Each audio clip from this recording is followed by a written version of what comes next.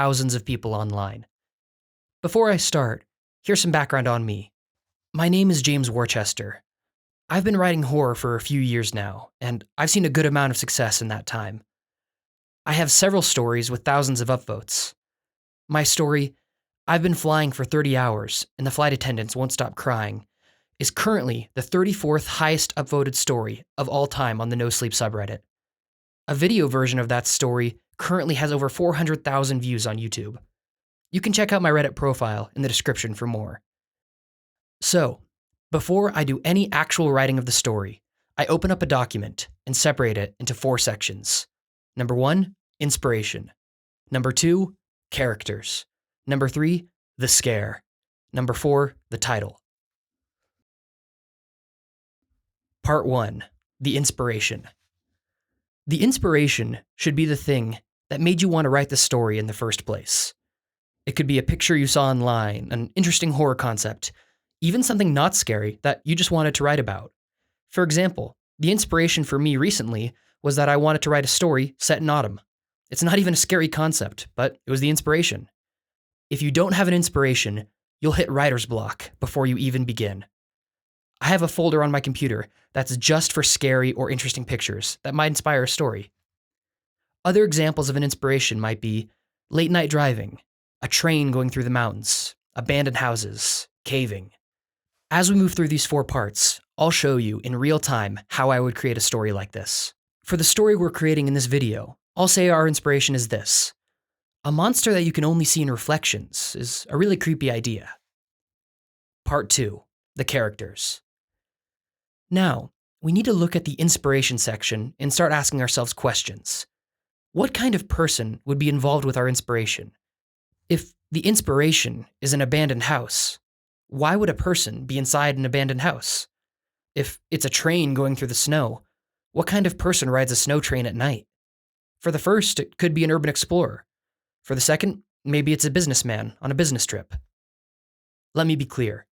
You don't need to delve into any backstory here at all. This brings me to an important section of this video, archetypes.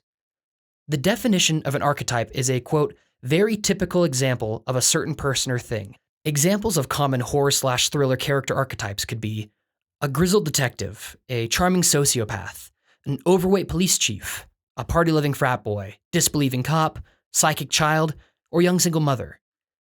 In these short stories, we need to use archetypes, not fully fledged characters. You might object, might say that you've heard, we need to write 3-dimensional characters. If we don't, the readers won't understand them. I would say it means literally the opposite. If your characters are archetypes, it means the audience already has an idea of what kind of person they are. You don't need to say that your competent grizzled detective likes his coffee black. The reader already has an idea of the kind of person they are. In a story as short as a Nosleep post, that familiarity is critical. I can't stress enough that we are not writing novels here. I'll use one of my recent detective stories as an example.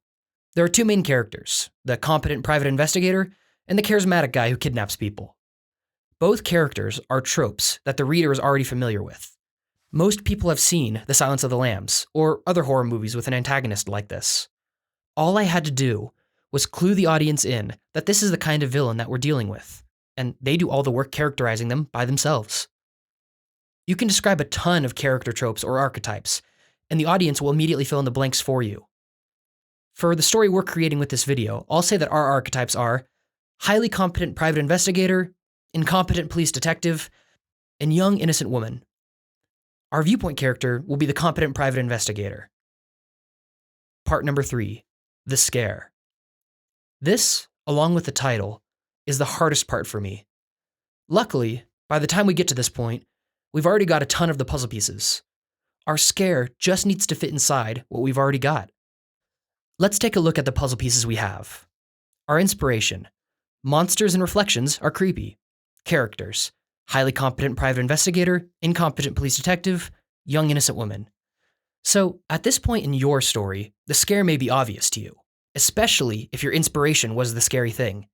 If not, you can find your scare by asking yourself questions, like the following.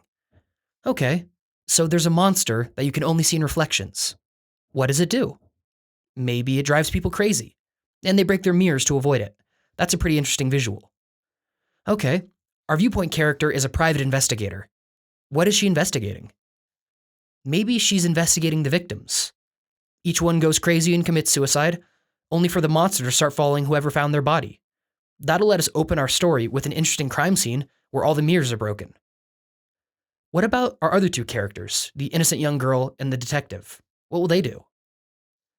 Maybe we make it seem like the girl is going to be next to be followed by the creature. We can make our private investigator believe that the monster follows the closest family and friends of the victims, only to reveal that the monster is actually after the policeman.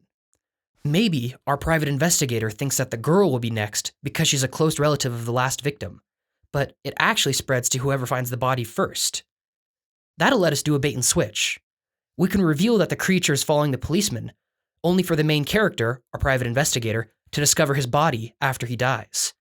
The big scare is her realizing that she's the one who found the body, and therefore the next to be followed by the creature. We can have a reveal of her seeing the creature in a broken mirror, which she can freak out at. You get the idea. I keep asking myself questions until I get a scare that I think is good enough to serve as the story's climax.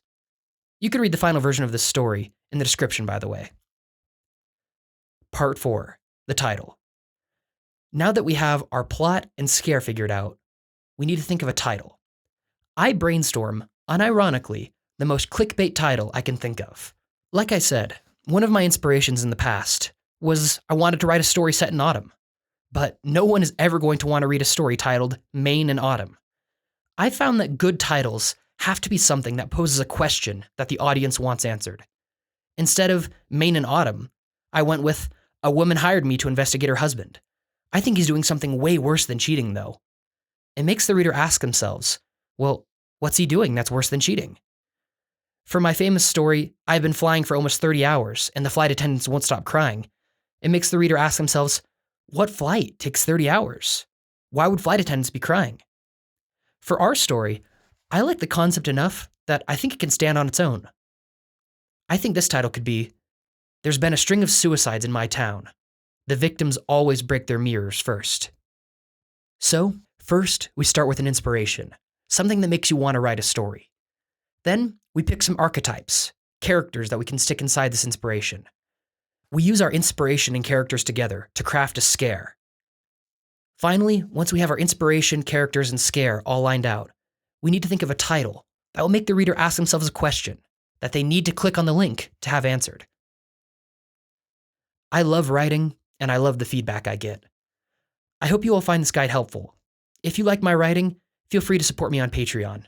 If you follow me at any level, you get access to my full-length novella and my ebook, which contains several of my original short stories.